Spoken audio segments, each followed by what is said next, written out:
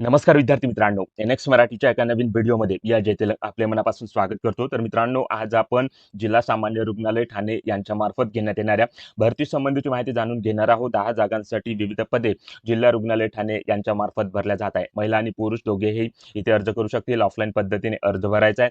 थेट गुणांच्या आधारे या पदांसाठी तुमची निवड केली जाणार आहे। त्यामुळे तुम्ही जर या पदांसाठी पात्र असाल तर नक्की प्रयत्न करू शकता। परंतु मित्रांनो, अर्ज करण्यापूर्वी या भरती संबंधीची संपूर्ण माहिती तुमच्याकडे असणे आवश्यक आहे, तरच तुम्ही या ठिकाणी अर्ज करू शकाल। तर आजच्या व्हिडिओमध्ये कोणत्या पदांसाठी ही भरती होत आहे, त्यासाठी पात्रता काय आहे, वेतन किती असणार आहे, अर्ज कुठे करायचा आहे, अशी संपूर्ण माहिती स्टेप बाय स्टेप बघणार आहोत। त्यामुळे कोणताही वेळ वाया न घालवता आजच्या व्हिडिओला सुरुवात करूया। परंतु व्हिडिओ सुरू करण्यापूर्वी एक विनंती करतो, तुम्ही जर आपल्या एनएक्स मराठी यूट्यूब चॅनलवर नवीन असाल तर आता चॅनलला सबस्क्राईब करून बाजूची नोटिफिकेशन बेल प्रेस करून घ्या, कारण अशाच नवनवीन भरतीबाबत अपडेट रोज आपण या चॅनलवर देत असतो। तेव्हा चॅनलला लगेच सबस्क्राईब करा आणि काही समस्या असल्यास व्हिडिओमध्ये कमेंट करा किंवा डिस्क्रिप्शन बॉक्समध्ये टेलिग्राम ग्रुपची लिंक देतो, तिथे जाऊन टेलिग्राम ग्रुप जॉईन करून आपले प्रश्न, आपली समस्या विचारू शकता। आपल्याला लगेच प्रतिसाद मिळेल। चला तर मग कोणताही वेळ वाया न घालवता आजच्या व्हिडिओला सुरुवात करूया। तर बघा मित्रांनो, या ठिकाणी आपण जिल्हा सामान्य रुग्णालय ठाणे यांच्या मार्फत प्रसिद्ध करण्यात आलेल्या पदभरतीच्या जाहिरातीवर आलेलो, ज्यामध्ये वैद्यकीय समन्वयक आणि डाटा एंट्री ऑपरेटर या 2 पदांकरता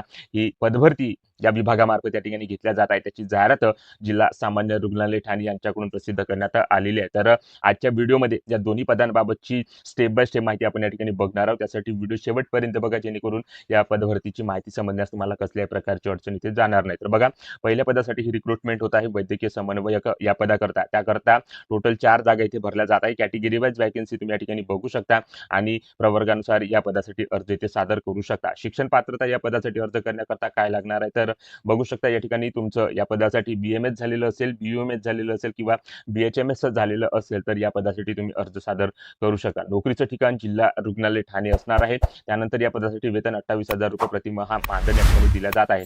तुम्हाला या ठिकाणी कामाचा अनुभव असेल तर प्राधान्य सुद्धा या ठिकाणी या पदाकरता असणार आहे। त्यानंतर डाटा एंट्री ऑपरेटर या दुसऱ्या पदाकरता ही पदभरती होत आहे। टोटल 6 जागा या पदाच्या या ठिकाणी भरल्या जाणार आहेत। त्यामध्ये कॅटेगरी वाईज वॅकन्सी इथे दिलेली आहे। तुम्ही ज्या कॅटेगरीमधून असाल त्याकरिता या ठिकाणी अर्ज इथे सादर करू शकता। जिल्हा रुग्णालय ठाणे हे नोकरीचं ठिकाण असणार आहे। या ठिकाणी शिक्षण पात्रता जी आहे, कोणत्याही शाखेतील पदवीधर या पदासाठी अर्ज करू शकतील।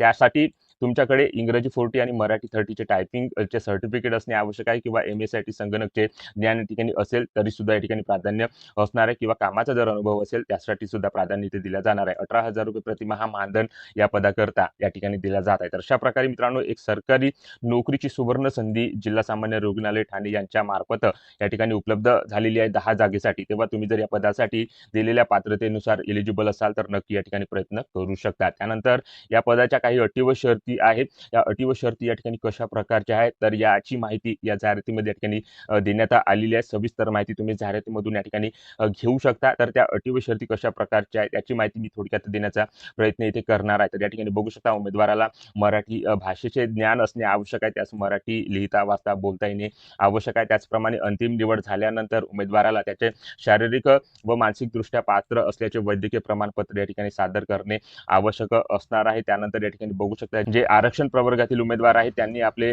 जातीचे प्रमाणपत्र या ठिकाणी जोडणे आवश्यक आहे। अर्जासोबतच अर्ज या ठिकाणी ऑफलाईन पद्धतीने करायचा आहे। त्याचप्रमाणे जे वैद्यकीय समन्वयक पद आहे त्यामध्ये महाराष्ट्र मेडिकल काउन्सिल येथे त्याचे रजिस्ट्रेशन असणे आवश्यक आहे। तशा प्रकारचे प्रमाणपत्र त्या उमेदवाराने त्या ठिकाणी सादर करणे या ठिकाणी आवश्यक असणार आहे। त्यानंतर या ठिकाणी अटी व शर्तीमध्ये या ठिकाणी बघू शकता, जी वयाची अट इथे देण्यात आलेली आहे ती कमीत कमी वयाची अट 18 वर्ष या ठिकाणी दोन्ही पदांकरता या ठिकाणी असणार आहे, आणि कमाल वयाची अट आहे जी 38 वर्षापर्यंत या ठिकाणी असणार आहे। त्यानंतर मागासवर्गीय उमेदवारांकरता कमाल वयोमर्यादा 43 वर्षापर्यंत म्हणजे या ठिकाणी शिथिलता इथे देण्यात आलेली आहे, आणि सामान्य बघितले तर वयाची अट 18 ते 38 वर्षापर्यंत या ठिकाणी असणार आहे। त्यानंतर परीक्षा शुल्क या ठिकाणी बघू शकता, अर्ज दाखल करताना कोणतीही परीक्षा शुल्क या ठिकाणी आकारल्या जाणार नाही, म्हणजे फ्री ऑफ कास्ट तुम्ही या पदासाठी अर्ज इथे सादर करू शकता। त्यानंतर अर्ज दाखल करण्याची प्रक्रिया कशा प्रकारे असणार आहे, तर विहित नमुन्यामध्ये तुम्हाला अर्ज इथे सादर करायचा आहे। त्यासोबत कोणकोणती कागदपत्रे या ठिकाणी जोडायची आहे त्याची माहिती इथे देण्यात आलेली आहे। तर त्यासोबत या ठिकाणी बघू शकता तुम्ही आधार कार्डची झेरॉक्स, जन्माचा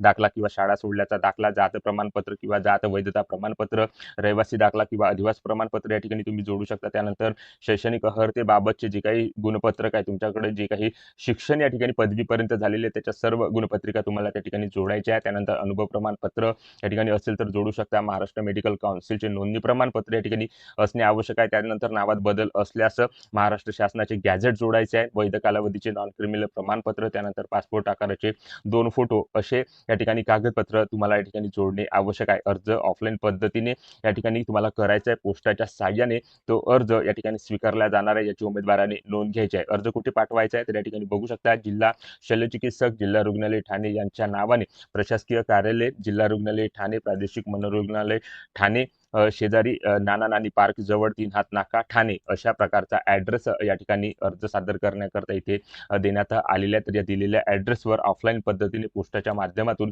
तुम्ही अर्ज या ठिकाणी सादर करू शकता. त्यानंतर निवड प्रक्रिया कशा प्रकारची या ठिकाणी असणार आहे तर या निवड प्रक्रियेमध्ये कोणत्याही प्रकारची या ठिकाणी परीक्षा घेतल्या जाणार नाही. शैक्षणिक अर्हतेच्या माध्यमातून, अनुभवाच्या माध्यमातून, गुण प्रक्रियेच्या माध्यमातून तुम्हाला या ठिकाणी तुमची निवड या पदासाठी या ठिकाणी केल्या जाणार आहे. तुमचं शैक्षणिक अर्हता जितकं झालेलं असेल, जेवढा अनुभव या ठिकाणी तुम्हाला असेल त्यानुसार तुम्हाला या ठिकाणी गुण दिल्या जाणार आहे आणि गुण प्रक्रियेच्या माध्यमातून तुमची निवड या पदासाठी केल्या जाणार आहे. त्याकरता कोणत्याही प्रकारची लेखी परीक्षा किंवा मुलाखत या ठिकाणी घेतल्या जाणार नाही, अशी माहिती या जाहिरातीमध्ये या ठिकाणी देण्यात आलेली आहे. त्यानंतर या ठिकाणी बघू शकता मित्रांनो, जी पदभरती या पदासाठी होत आहे तर कोणकोणती मंजूर पदे या ठिकाणी असणार आहे, कॅटेगरी वाईज किती वॅकेन्सी आहे त्याचा तपशील इथे देण्यात आलेला आहे दोन्ही पदांकरता. तर कॅटेगरी वाईज वॅकेन्सी या ठिकाणी बघून तुम्ही त्या पदासाठी अर्ज इथे सादर करू शकता. अर्ज सादर करण्याकरता सुरुवात झालेली आहे. तर जी अर्ज करण्याची शेवटची तारीख आहे मित्रांनो, ती या ठिकाणी बघू शकता 6 मे 2026 पर्यंत या ठिकाणी देण्यात आलेली आहे. 6 मे 2026 पर्यंत